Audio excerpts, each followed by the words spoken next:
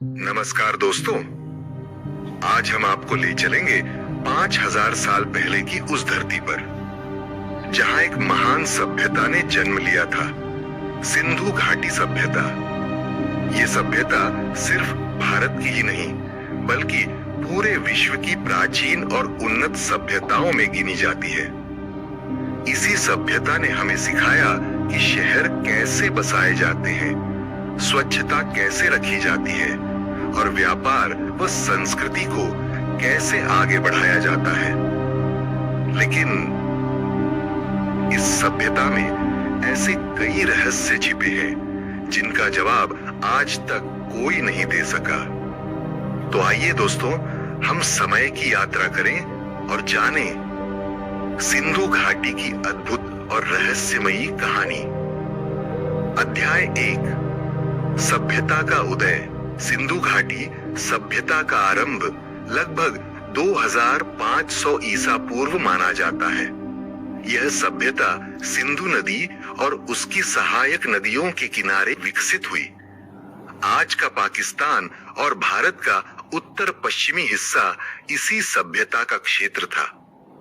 Mesopotamia, मिस्र और चीन की प्राचीन सभ्यताओं के साथ साथ सिंधु घाटी को भी दुनिया की सबसे पुरानी और उन्नत सभ्यता माना जाता है। 1920 के दशक में जब हड़प्पा और मोहनजोदड़ो की खुदाई हुई तो पूरी दुनिया हैरान रह गई। इतने प्राचीन समय में इतनी उन्नत नगर व्यवस्था देखकर इतिहासकार दंग रह गए। अध्याय 2, नगर, योजना और जीवन शैली। मोहनजोदड़ो और हड़प्पा ये दोनों शहर अपने नियोजन के लिए मशहूर थे। यहाँ चौड़ी सड़कें थीं जो सीधी और एक दूसरे को काटती हुई चलती थीं। सड़कें आपस में समकोण पर मिलती थीं, बिल्कुल आज की आधुनिक नगर योजना जैसी। घरों की दीवारें पक्की ईंटों से बनी थीं। हर घर में आंगन, कमरे, रसोई और स्नान घर थे। यहाँ तक कि नालियां ढकी हुई थीं और गंदा पानी भूमिगत नालियों से बाहर निकलता था। सोचिए दोस्तों, आज भी कई आधुनिक शहरों में इतनी अच्छी व्यवस्था नहीं है। मोहनजोदड़ो में मिला ग्रेट बाथ, यानी एक विशाल सार्वजनिक स्नानागार, शायद धार्मिक स्नान या किसी विशेष अनुष्ठान के लिए इस्तेमाल होता होगा। यह बताता है कि स्वच्छता और धार्मिक क्रियाएं उनके जीवन का अहम हिस्सा थीं।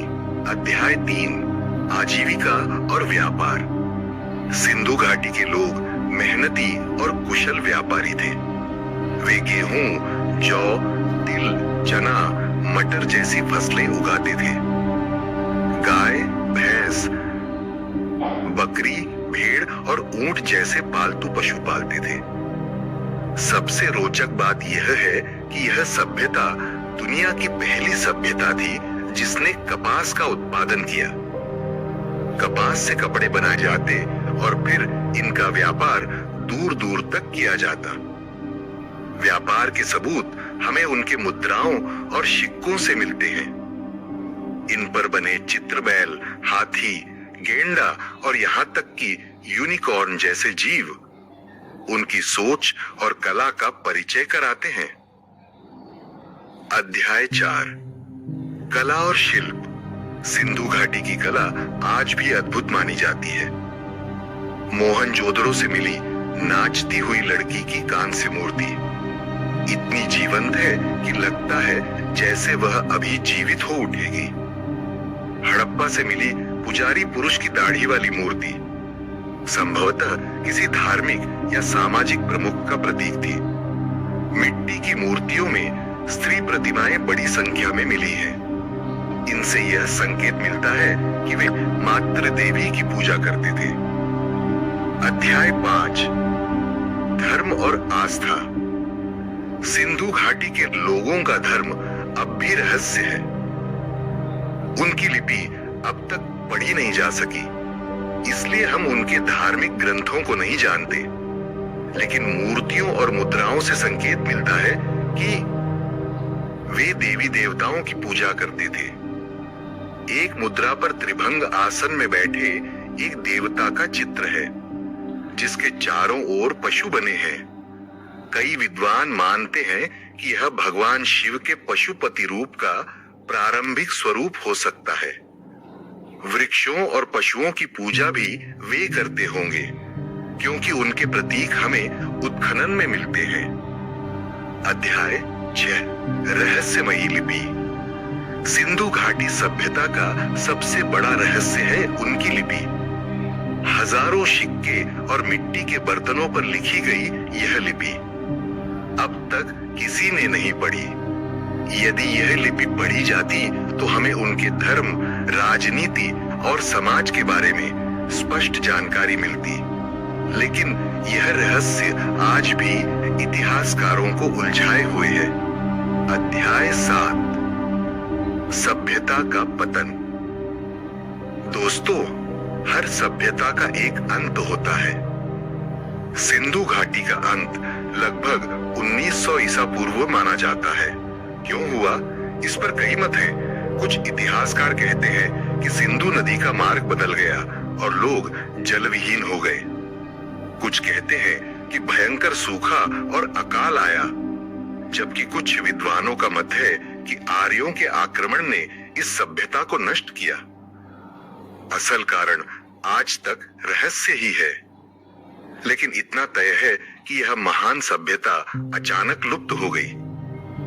अध्याय 8, आज का महत्व।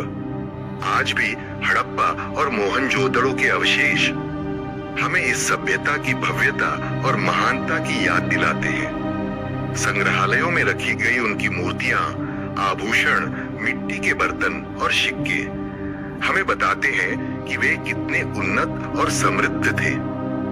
भारत का इतिहास इन्हीं जड़ों से जुड़ा है।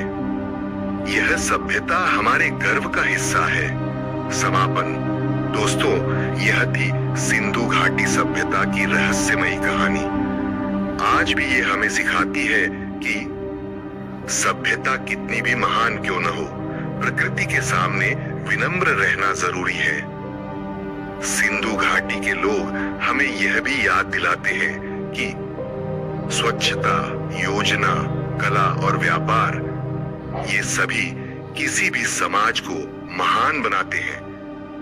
आइए हम इस गौरवशाली अतीत को याद रखकर अपने वर्तमान और भविष्य को और भी उज्जवल बनाएं।